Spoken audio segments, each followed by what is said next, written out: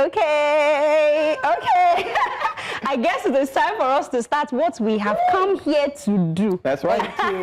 Welcome, guys, to your ultimate entertainment fix. From music and the movies to the biggest pop culture moments, this is the show where you get everything entertainment. Yes, 100%. And we promise to keep you entertained, informed, and inspired. From the biggest stars to all the freshest stories, we are going to bring you all the energy, the laughter, and the realest conversations, no holding back at all. Because we are here for the culture, for the creativity, and most importantly, for you. This is more than a show, it's your new entertainment home. Again, welcome to Take 3. Can I hear a round of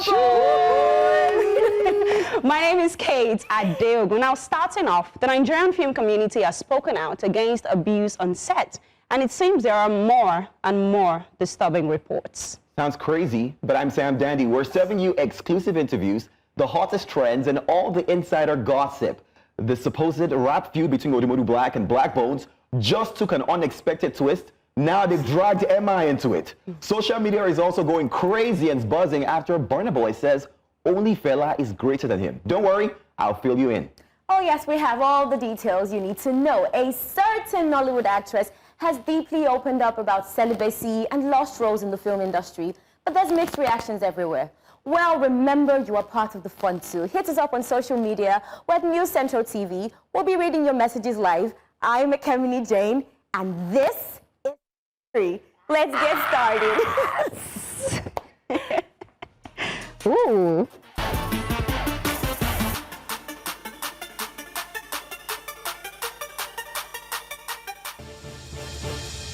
Today on Entertainment News, Nigerian superstar Tems is taking her global domination to new heights as she headlines Afro-Punk Brazil 2025, set to hold this November in Salvador, Bahia. The award-winning singer-songwriter will join a diverse lineup celebrating Black creativity and culture. Tems' performance is expected to spotlight her signature soulful sound and further cement her status as one of Africa's biggest music exports. Nigerian hitmaker Tenny is joining forces with American rapper Ghana for a hot new collaboration titled Speed.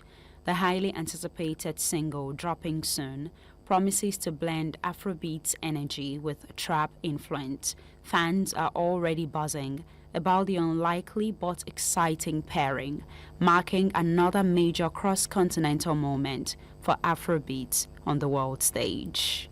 American superstar Ciara brought pure nostalgia this Halloween with a jaw-dropping recreation of Michael Jackson's Remember the Time video. Dressed as Queen Nefertiti from the iconic 1992 short film, Ciara perfectly mirrored MJ's choreography and visuals, earning praise from fans and celebrities alike.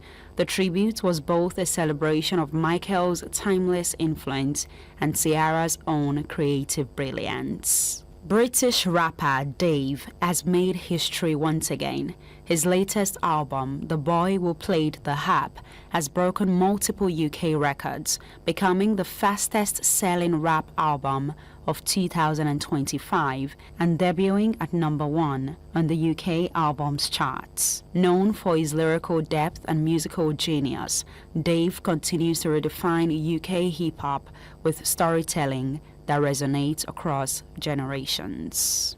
Atlanta witnessed pure R&B magic as Brandy and Monica reunited for The Boy Is Mine tour. Fans were treated to surprise appearances from Kelly Rowland, Summer Walker, and Missy Elliott, making the night one for the books. The powerful performances and nostalgic energy celebrated female excellence in music, reminding everyone why the 90s icons remain timeless. On a final note, Canadian singer and songwriter Daniel Caesar is riding high as his new album, Son of Spurgey, becomes his highest charting project to date on the Billboard 200. The critically acclaimed body of work showcases Caesar's signature blend of soul and introspection, solidifying his place as one of these generation's most compelling voices. Now that's all on the news for today. So we've just brought you the latest entertainment story. But following that, we have a very delicate conversation where actress Juliana Oloyede talks about her celibacy journey and how it ties to her faith. We'll be right back with that.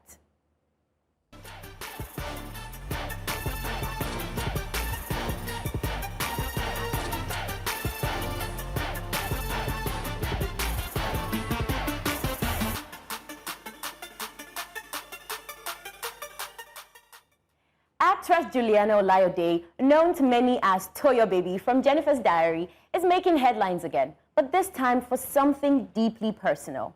She recently shared that she's been celibate for years, a decision she says is rooted in her Christian faith. Juliana opened up about the sacrifices she's made, from lost roles to strained relationships, all to stay true to her convictions. Her honesty has sparked mixed reactions online, with some praising her strength and others questioning if such values still fit into today's entertainment scene. It's a bold conversation about faith, fame, and personal choices. Let's talk about it, guys. Can one truly balance, personal convictions and the entertainment industry and fame? I'm surprised that people are asking these kind of questions, like, does it happen? So in 2059 now, we're all going to be walking around naked. I'm just like, come on, this is her personal conviction. And everyone should, of course, uphold their own. But I'm surprised that there are mixed reactions, like Nigerians, behave yourself. Yeah, I mean, I feel like I belong to that school of thought as well. When I saw that post, I read it from the beginning to the end because it struck me. It struck a chord, right? And it deeply resonates in this time. We speak louder about immorality. We do that. So why are we upset that somebody is speaking louder about our own morality, which is a personal choice as well? I understand that some people have the opinion that, okay, you've made that conviction. Why are you putting it in our faces that I'm celibate, I'm not getting, I want to get laid, or I don't want to get laid, or whatnot? But it is a choice. It's a social media account. Let her put whatever she wants to put out there. This is ridiculous. This is, remember, we had a song, I don't buy Lambo. There was literally a narrative about like what people or someone in particular did or didn't do for a Lambo. Yeah. And that was bigger than what, so. You know the thing, I think that conversations like this can be triggering for people. People immediately think, oh my God, that means she's better than me. Who does she think she is? Like they consider it to be a personal attack. I saw a post the other day when someone says that we're living in a time of about meism. You want to take what is somebody's personal conviction, what is somebody's lived experience, and you want to make it about yourself. So now you want me to applaud you for countering what is her conviction, whether she's staying true to it, whether she is lying, no, whether is one publicity stunt. That's with her. Do you understand? 100. That's with her. I don't come when people want to flaunt money around and people want to act like they're richer than they are. I don't go to check your bank account. We can't even check your bank account. How are we going to find that out? I don't go to say, oh, do you really have money? Everybody walks around and they want to own their own thing. But when it comes to people saying, well, the way I want to exercise my freedom is that I'm not going to do X, Y, Z. That's it. You know what? It's a life, it's a choice. To be honest, be yourself. If you want to be crazy and you think, oh, I can't afford to be celibate, I can't do it, it's hard for me. Do your thing, you know? I think whatever tickles your fancy. Whatever, as they scratch your body, scratch on. But I think it's interesting that this someone talking about being celibate in an industry where at some point it seemed really hard, because people are offering you these jobs, these juicy offers, these roles where you have to sleep with them. And she's saying that it might have affected my career, it might have affected so much, but be prepared that this is what you might experience. So if you're going to choose to be celibate, you better decide that now or sleep around for the roles. But again, be yourself. Do you. Like, I'm a Christian, I don't judge, okay? You can come to church. If you did back, I'm not Jesus, I ain't gonna strike you. I mean, as much as we understand that, right? But do we think that this is a publicity stunt, though? Because we know that nowadays, most of these celebrities, maybe they want to push something, and actually, she was trying to push something. What was she pushing? What she wrote. I'm not going to do some promotion for her. I'm just saying, So maybe, just maybe, it has to do with that. Maybe it's tied to that in a way. But of course, some other people have the opinion that no, she's just trying to explain herself and whatnot, which we don't think is necessary. Godly clout chasing. I'm like, godly clout? Okay. what I mean is like, it's promoting better value, you know? So, I mean, if we see so much on social media, we see so many people doing crazy things and saying, good girl, no, they pay. Someone literally says that. Everybody's heard that. And that is literally pushing a narrative that, you know what, if you're good, you're not going to get the best part, you know? The patient dog no longer gets any bone, you know? So if that is already out there, someone coming out to say, I'm going to push clout for my project, whatever, but it's coming on the good values that I believe are, oh, you know, being celibate, oh, this is what is done for me, then by all means. By all means. I think what Kate was asking is, how do we know if it's true? You can never know. Exactly. You can never know. How do we know? Because, I mean, we're not going to tell you what she was selling or what she was promoting, but how do we know? Well, how do we know? Here's my part. Again, there are people who come out to push like these good narratives, these good things, and they're complete lies, which I think is ridiculous. You know, people who maybe claim to be at events that they're not. You know, people who are saying, oh, you know, I did this so and so for people in Idumota, in Makoko, and you're trying to be good for public eye. And I think that's even more ridiculous. The Bible says it, and I don't want to be preachy, but like, if you're either hot or cold, you understand, you can't be in the middle. Yes, so I will spit you out. You cannot come and then be claiming to, if you're good, preach the good. If you're bad, say I'm bad. We know where to go, but then if you are confused, even we were looking at you like, bro. What's going on here? So you're saying whether it is verifiable or not, she gets to do what she wants to do. If we catch you, madam, if we're here with receipts, don't let anything get out. Okay, before we lose our minds, we still got more stories, all right? I mean, we just started take 3, okay? And Odumodu is in the news. He brought out a statement, put M.I name inside that we could talk about him, but all that is coming next right here in take 3. I'm Sam. Daniel, please stay with us. Crazy things, man. Crazy things.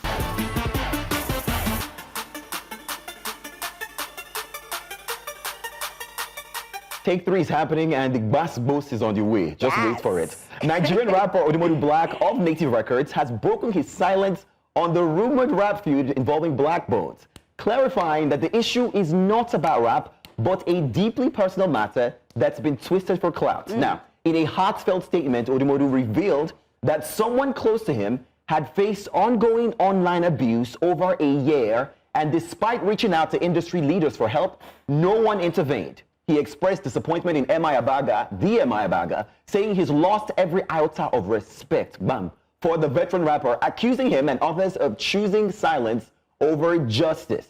Odumodublvck emphasized that his actions were driven by a need to protect someone who he cares about, not by ego, and concluded by saying he's now focused on peace and moving forward.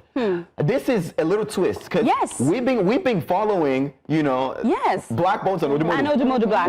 What do you make of this statement? I mean, this one is very interesting for me. I've been trying to wrap my head around this since I saw that statement by Odumodublvck drop earlier today, and I'm like, what the hell is going on? Because I know that Blaqbonez and Odumodublvck had a relationship. They even dropped some amazing hits for us, They have 3 records together. So all of a sudden, the relationship went sour. And I'm wondering what happened between them. So this particular situation gives context to whatever is going on. With regards to M.I and all of that, I mean, I feel like he single-handedly picked M.I, but I think there are other people involved in that saga, whatever is going on now. And then it is interesting to find out that the Blaqbonez situation has something to do with this particular situation that Odumodu is talking about. It happens to be about somebody that he cares about and whatnot, because there was a news then that Blaqbonez, you know, is cyberbullying somebody and all, you know. So it looks like that's the reason behind their beef. So it's not just the rap beef now, because it's tagged rap beef. Apparently it's not. So here's my thing.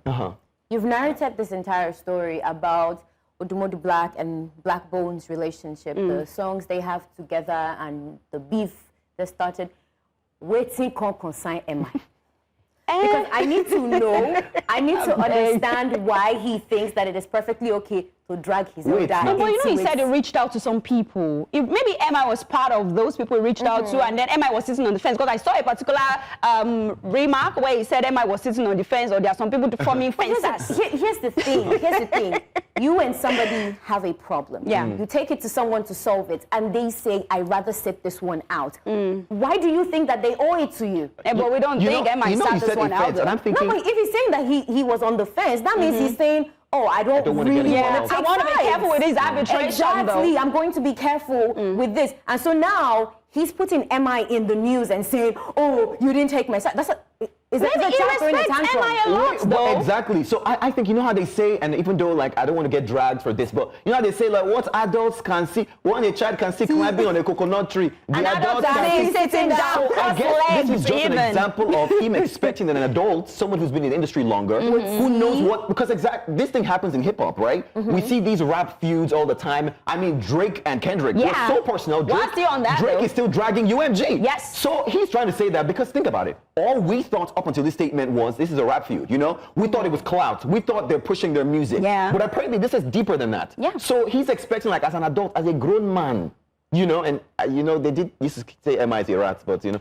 So I'm just Yes, saying. he did. It's not said even that, now. actually. It's not even now that they be. He said it. But I guess he's just saying, you know, I'm expecting that you know the reasons why personally this is affecting me. I was expecting, I mean, MI can decide not to, but he expected more from me, and that's why he's dragging him. You know what I mean? So that's what I was saying. Your expectation of me, who says I have to meet it? I'm saying, valid, Yeah, that's I'm- why he can drag you. I'm saying, why you putting your senior brother? Why you putting your elder? Your senior colleague way. Exactly. Why you putting your senior colleague in the news and saying, "Oh, I expected XYZ"? It's giving petty. Okay, wait. It's giving. No, it's not. I read that. You know, I read the tweet and then read the statements. You see how they don't reconcile. You see how they don't reconcile, because in the tweet you're yapping, and you're saying, "Oh, I'm gonna tell the story one day. Oh, I have no respect for you and X, Y, Z." Right? But then, just how many hours later? What, less than 72 hours later or so? You put out a statement that says, "Oh, I'm going to choose peace because nobody's going to deal with it." You didn't think to choose peace before putting somebody's name out there. You know what I think is crazy? I understand this craziness, you know, but I think this is when people say Afrobeat doesn't have a structure, or why somebody come out and say hip hop is dead. Because at the end of the day, right, how do you solve issues within an industry? This is someone crying out for help, saying, let's not forget that, again, this is about somebody who has been over a year being, you know, put through a lot Dragged, emotionally, right? And now he's coming out to rant. It looks crazy now, but there's a backstory behind it. So what is the right way to come out and address issues within an industry like this? I feel like, because now it seems like the way he's going about it is wrong, but It is what it is. If he's ranted about it nothing, if he proves MI nothing, then should he just sit back? Or But they should also not be putting us in the dark. They shouldn't be putting us in the dark all the time and then allowing us to start solving problem that is not ours in the first place. It's ours, so because now we drag, well, those are kind of narrative, because everything we pushed. My issue is he was a came feud. at it like it was a beef, and I'm pretty sure he sold records off of that impression. And Well, now he's coming back to say, we're going to take Odumodu's tweet now. Okay. It's a very long one, so you guys brace yourselves. You we're probably ready. need to get me a glass of water. Kevin got a So, glass. industry machine at Odumodublvck, to my family, friends, fans, and to whom it may concern. The past few weeks have been heavy. My friends and I have been painted in terrible light, and a deeply personal and painful situation has been twisted into something it is not. For over a year, someone close to me has been subjected to ongoing online abuse, threats, and personal violations, and at different points, efforts were made to amplify that abuse. Watching that play out publicly has been difficult, especially as false narratives and targeted attacks continued. Now, throughout this ordeal, I tried to resolve things the right way. I reached out privately to people with the power and influence to intervene, including label heads, executives, and industry leaders. I believe they would do what was right, but no one helped. Many chose to protect their interests, their artists, and their investment instead of standing up for the truth. Hey. You see what I was saying? We stand for the truth and nothing but So the maybe truth. that's where the MI's name. again, we're only hearing Odumodublvck's perspective. He's the one who came out with all the vim and fervor and was fighting. And do you understand? Like, he came with all that aggression and all of that, and now he's coming back to say, "Oh no, I was doing it because somebody was the victim." What am I going to believe? My question is, what should he have done? What is the ideal way to sort out, you know, these kind of quanta? They should go to court. Correct. Okay, No, well, exactly. They should go to court. If it At gets this to that, they point. should, because Yes. first because and if they're foremost, threats. the Yes. entertainment industry is not a union. Do you understand? Like, you're not exactly unionized. You're not unionized, so somebody cannot say, oh, I have a representative, and then you are flouting XYZ industry laws. Right. Now, if the person is breaking laws that pertain to the country, that pertain to an individual, then you take it to the right authorities. Well, this particular story, it keeps evolving. I've got a garble to a It's pillow. unfolding. I'm So like, Jesus. we'll see how that comes, how that goes in coming days, right? But we have to go on a short break now. We were also out for the weekend. We had so much fun, but when we come back, we'll tell you all about it. Stick around.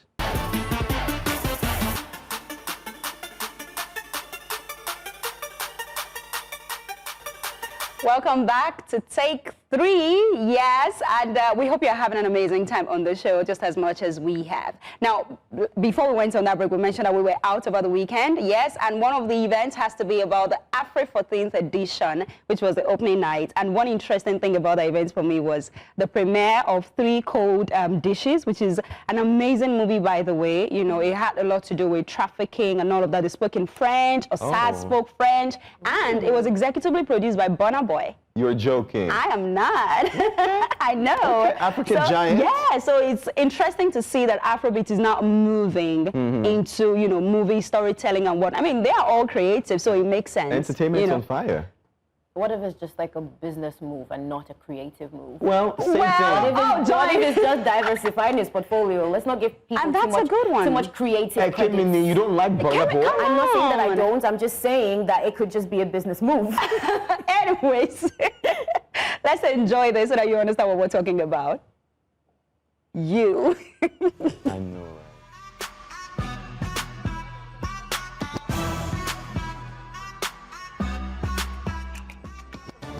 Hi guys, Kate here, and it is the 14th edition of AFRIFF, Africa International Film Festival, and this year the energy is unmatched. The theme is Rhythm of the Continent, the Afrobeat film movement, a celebration of music, culture, and storytelling that defines who we are. Tonight we open with 3 Cold Dishes, a powerful new film directed by Asaf Oluseyi and executively produced by the African giant Burna Boy and the beautiful Osad Ighodaro. What a way to set the tone for African cinema's biggest night. My name is Kate Adiogu. Stick around for more updates.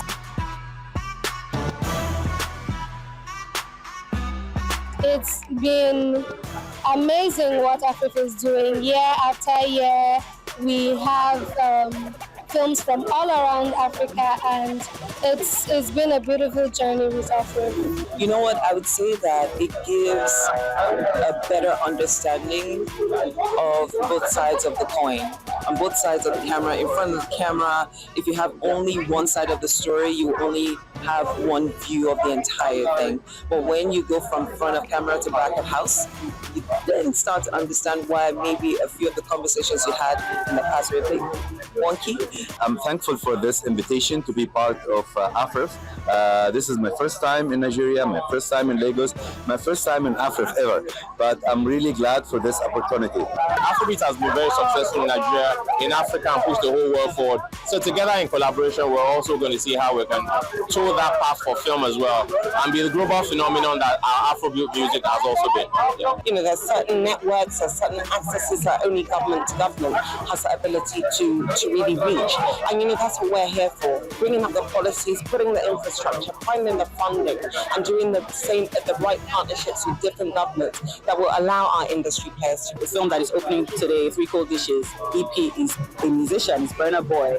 To be able to see that a lot of people with that international exposure are interested in local productions as well, I think that marriage is, I mean, I don't understand why it didn't happen earlier than now, so I'm glad to see it happening. The world has literally become a global village, and we all know this, and the creative economy is the next big thing. You know, we've had different phases of oil and gas and, you know, agriculture, and creative economy is where it's at. And you can't speak creativity without thinking of the talents that exist in Africa, and more specifically in Nigeria. I think that our passion for storytelling and for creativity is world class, right? and we need to match, the millions that Hollywood makes. I feel like I have a powerful tool, which is cinema, which is film. If I'm going to tell another story, I love human story. Like if you follow through my work, you can tell it's always fun working with him. And so the moment he reached out to me and said he needed me on this, I didn't need to think twice because I'll ride the ocean with him. And really help drive the narrative of this film being in everyone's faces. I'm sure that you guys will agree once we're able to see the premiere tonight. All right, guys, it's time for us to go. I hope you had an amazing time watching that. What a night filled with glam, grit, and great storytelling. In fact, 3 cold dishes has officially kicked off AFRIFF 14 in grand style. My name is Kate Adiogun, signing off from the red carpet where Africa's rhythm never stops. All right, I hope you enjoyed that one. Definitely had fun. Yes, Looking nice. 100%. Thank you very much, Sam Dandy. But it's time for us to move on now to the next story. And this one is about the Nigerian film crew community who have spoken out against abuse on set. Now, a disturbing report has come out from the set of Lagos to Opulence, a Candid Productions project. According to the Nigeria film crew community, the production manager, Anirobi Courage, allegedly assaulted Mary Chizi Eze, the head of makeup and hair. The NFCC says they received video evidence showing him attacking her after she reportedly spoke up about the mistreatment of crew members. Now, he's since been arrested, and the NFCC has condemned the act as inexcusable, unprofessional, and criminal. It is a serious reminder of the need for safer and more respectful work environment on film sets. Let's talk about this. I saw that video. I'm upset. I'm livid. Like a man, he really did that. Like for real, almost strangled her. I don't know.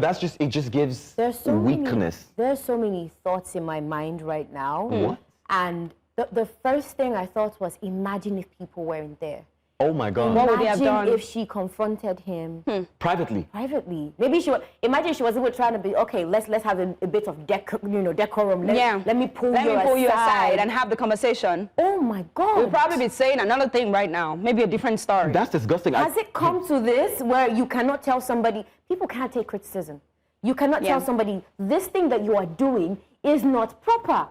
And this even proves her point. Because if she's complaining about unfair treatment and your reaction is to almost quite literally snuff out her life. This is slowly becoming a pattern with regards to behind the scenes, the production crew and whatnot. It's slowly becoming a pattern. I remember we had a situation with Femi Branch. I mean, they had to tell him he had to apologize before they could continue that movie. It's crazy. Just a simple Google search for this year alone. There's news from back in September. Yemi Sholade apologizes for slapping Afizo on movie set.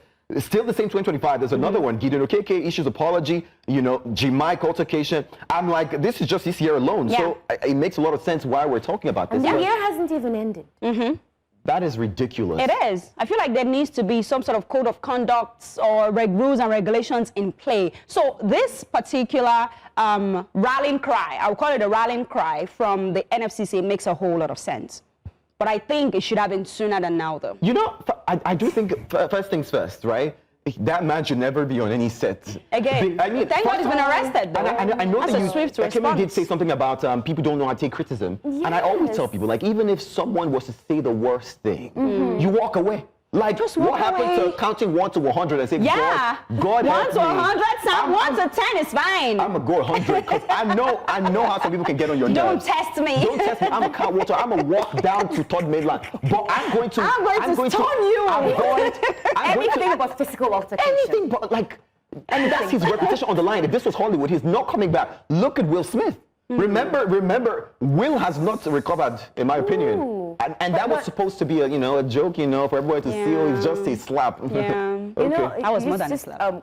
Coming off of what Kate was saying about how there needs to be police on set. There needs to be bouncers by the side in case. There needs to be rules and regulation.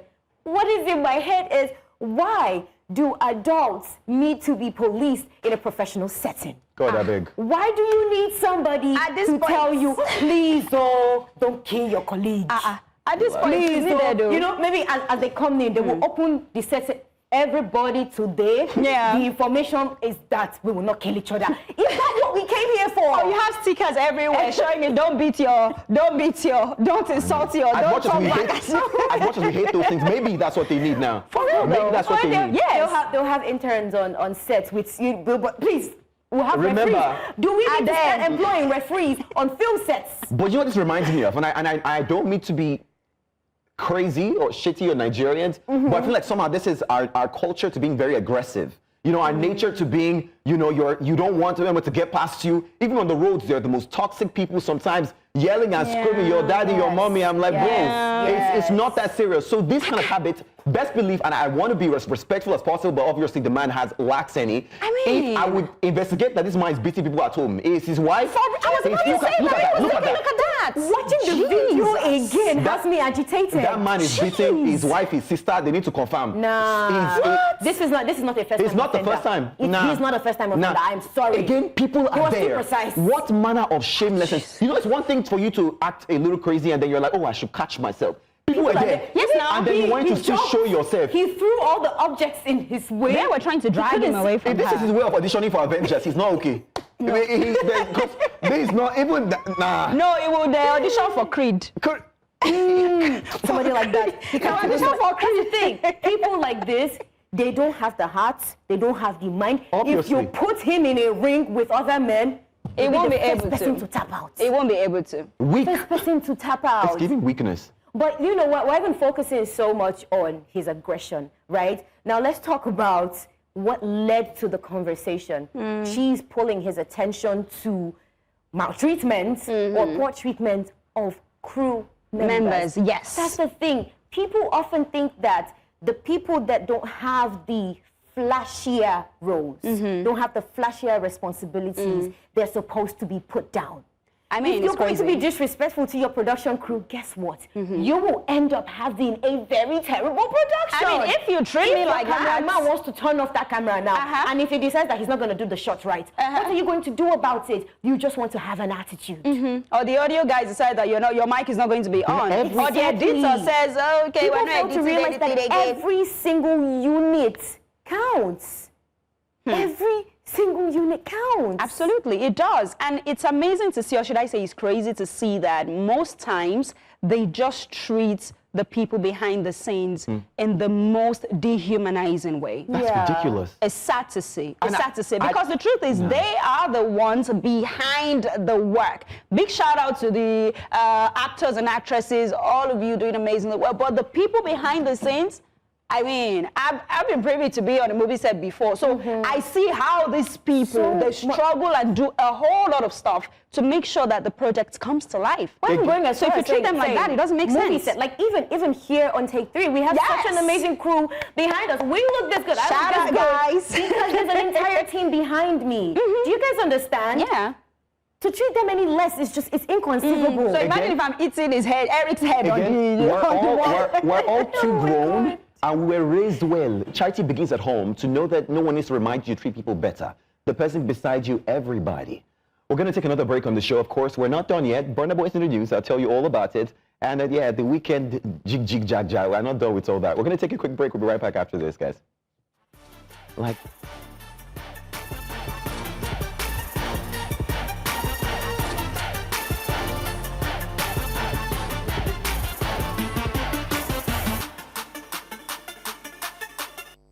Welcome back to Take 3. We're not done yet. In fact, we're not close to being done.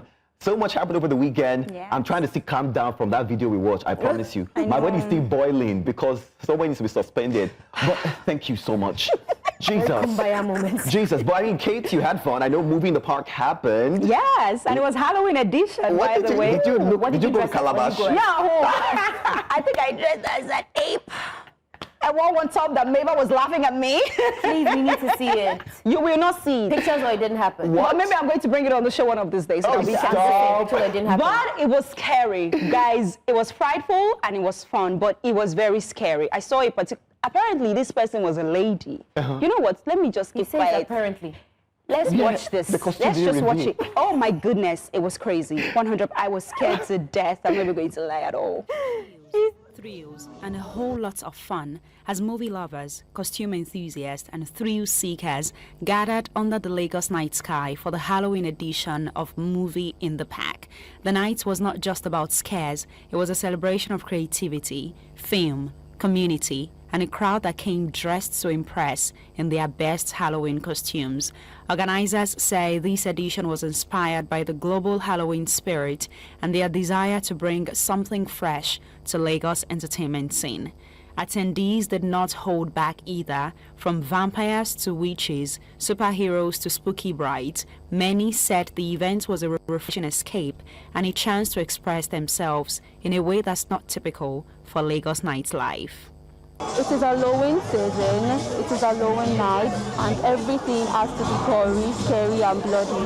Fun with the people, scare them, scare as many people as I can scare, make them run, and have fun together. I dress like Cleopatra, and I just love the whole Asians, gold, so I decided to dress like her. I'm always coming for this edition. MIP, I'm always coming for it, so I feel like it's not something that happens often. Like doing this kind of event brings when people like come with their ideas, their costumes. You understand? I really love that we're bringing this kind of events. This Halloween is like a good experience for me. So yeah, it's actually a great experience for youth. The Halloween has always been like a childhood phantom for me. I've always fantasized about it, and I always loved to come out, portray myself. And this experience has given me such like an amazing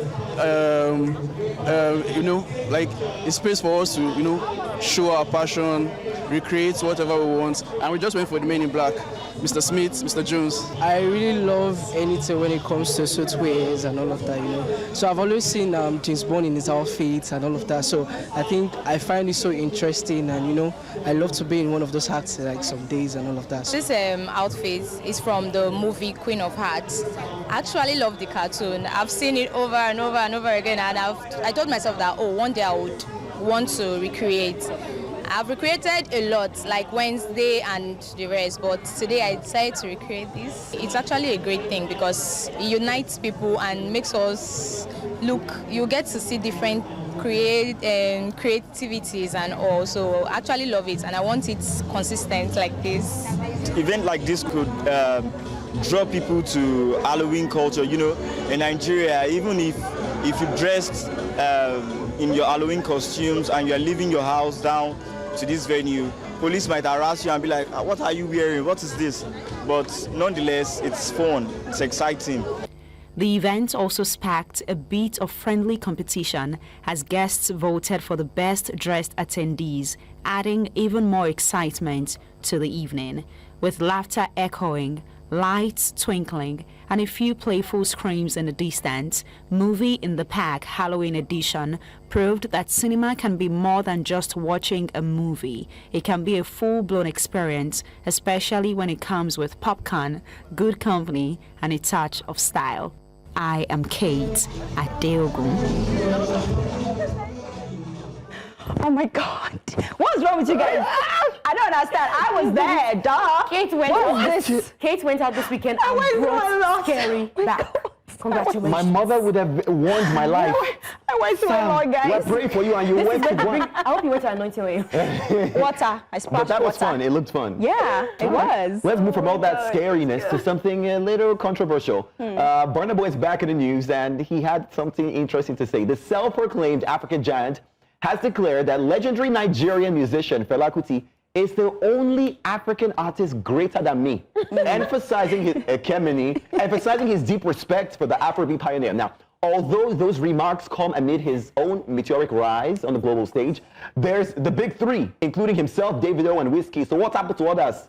During a Twitch streamer, he made the bold declaration while Fela's 1997 classic played in the background. Now, he says he is king, he's the only one greater than me. Ekemini, you laughed. Why are you laughing? Do you have a problem with Burna's greatness? Why are you laughing?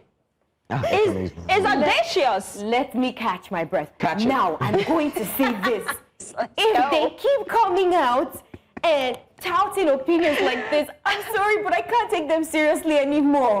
Why not? Every King Market Day, some Afrobeat artist, some hip-hop artist is coming to say, I'm the greatest alive. I'm sorry, but you people sound like toddlers at this point. I can't take them seriously. It's probably just blowing his own Can you make music and keep it moving? Is that too much to ask? But wait, I don't like the disrespect against Burna Boy. First off, I mean, Burna is multi-Grammy winning. He's sold at stadiums around the world. I'm not talking like arena. We're talking about selling out, right? Come on, we've seen Burna's accolades. Has how many albums over 200 million streams? The first artist to have a project go over 1 billion. Right. At the time. All the RIAAs and I hope you can see my face while you're reading all of this. Yeah. Because all I'm thinking is he the only one? Yeah, well, a lot of these accolades are Is he the him. first person? Everyone's doing it. He's the first person. See, I'm not even discrediting his work. He is discrediting other people's work. And I don't think that somebody like that, I'm sorry, you don't have my respect. I don't. Well, I don't think it's disregarding or disrespecting or whatever anybody's work. He's been audacious. It feels like he's the standard bearer after the legend, Fela Anikulapo Kuti. So it is what it is. Deal with it. And he's decided not to position himself in the big three thingy. You know, we have the Davido, the Burna Boy, and the Wizkid. Who are all doing incredible. Who are all doing amazing. I mean, I would add Olamide to that list, though. Ira, Rema, and Cole. On another day, we will talk about how. He said he's glitter. Another day, we will talk about how the female artists usually come up at the bottom of these conversations. But that's a conversation for another day. They don't actually. They are doing amazingly Tell me well why we in read their the entire own big fields three as and we well. remember Thames and Ira later. Well, they are young. Now, these ones are, they've been there older. You know, over 10 years. Interesting, really. But anyways, we have to talk about AI taking over the music industry right now. And of course, lots and lots of people had reactions about this particular story, about how AI is taking over the music scene, and now it is officially chatting. So I'm going to get ready now. I'm going to get up my seat now and take some tweets and see how people are reacting to this online.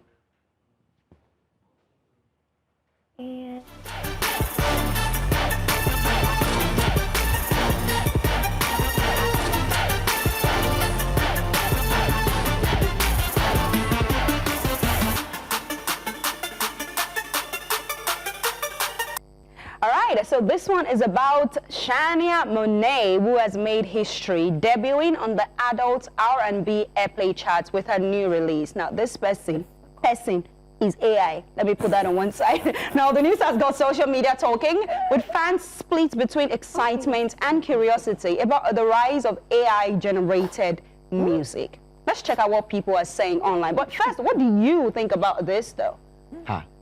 It's a lot, right? Okay. I will give you a moment to continue thinking. Hi, Shania. Shania looks cute, by the way. We should have Shania on the show one day. You know, all what's in my head is, what's in the dystopia? Is this where we've come to? I believe some people have the same school of thought as you. This one is from Pop Base. It says, AI artist Shania Monet debuts on the adult R&B airplay charts with How Was I Supposed to Know? How are we supposed to know you? AI. Now we know you, girl. Very good question. Thank you very much. And then he says, it marks the first time an AI artist has made an appearance on Billboard's radio chart. Is that not interesting? She fine. She looks hot. I'm married. Somebody said they had contacted their lawyer or something about it, because I think that's somebody else's image. And I saw some deal thingy, but it is what it is. This one, okay, I see you, Rex. I'll go with Rex. Says no such thing as an AI artist. Stop trying to make AI artists happen. They're not going to happen. I think we've seen this one now. It's happening. Aren't there rules? Shouldn't there be rules? Exactly. Oh, this is my precise it should be illegal for AI artists to chat at all. Worst motives. I guess I want to know the dynamic. Like, how do you not just create? Because I mean, who came up with that name first? What idea was it? Shania Monet? She's twinning. Where are you from? She's twinning with Shania Twain, I guess. Or Victoria Monet.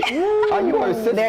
There's that. Okay, so they're saying that Shania Twain with a different name and Victoria Monet had a baby. With someone's face. Had an AI baby with someone else's face. This one is from Cameron Watley, who says AI artists are not real artists. Calling them artists is like saying someone who microwaves a frozen dinner is a chef. I agree. What if I cooked it? Please. What if I made the meal? Excuse us? Please, I welcome that invention. Please, warm it and it's made. I mean, this one is from Ruben Second. says an AI artist can get on the charts and people still think the charts have any credibility. This speaks to artists, right? Because as an artist, if you are defining your career growth and your trajectory based off of the charts, rethink it. Because I mean, they're not giving us anything credible to work with. Well, let's say the next one. I gotta be a little biased though. I do think I like it. And wait, hear me out.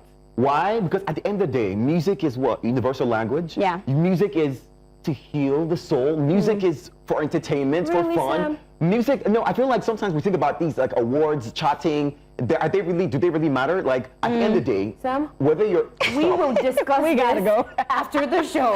We gotta go. Hold that thought. I can sing. We can come together an AI musician. And we Maybe we'll get our $4 million from there. A group. We'll get our $4 million from there. But it is time for us to go. This was fun, guys. And we hope that you guys had so much fun, as much as we did in the studio. But you want to make it a date with us tomorrow at 4 p.m. on Take 3. We will be back for all of everything that you need to know in the world of entertainment. My name is Kate Adiogu, and on behalf of my G's, Sam, Dandy, and Kemini, it's bye for now. We'll see you tomorrow.